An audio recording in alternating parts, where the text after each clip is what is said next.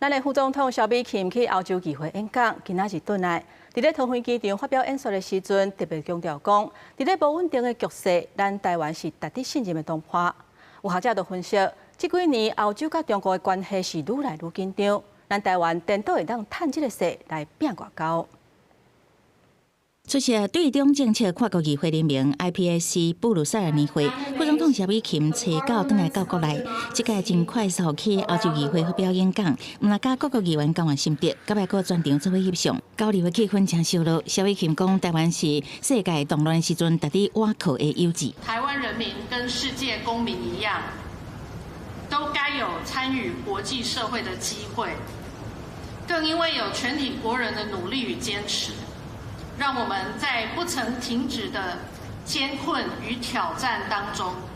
也要一步一步开创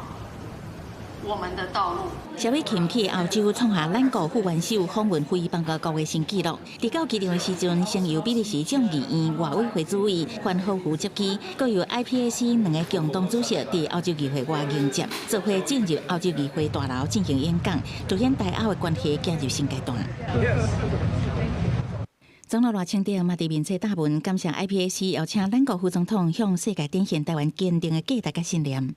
我们要出发了。蔡英文7月暗时启程去德国，应邀出席柏林自由会议，一定70会发表专题演讲。伊搁伫面册答问讲，外交是一帮煞一帮，无停歇的工作。学者分析，因为俄乌战争甲中国商品大量销去欧洲这个因素，互欧洲甲中国的关系变较紧张，颠倒变作台湾去欧洲的机会。 当他们对中国不再有幻想的时候，那当然他们会用非常实际的方式来处理跟中国的关系。那这些东西都是开启了我们跟欧洲关系的一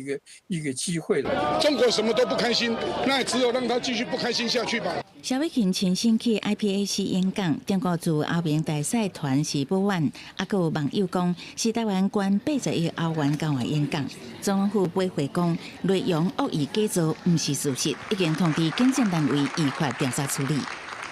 公司新闻采访报道。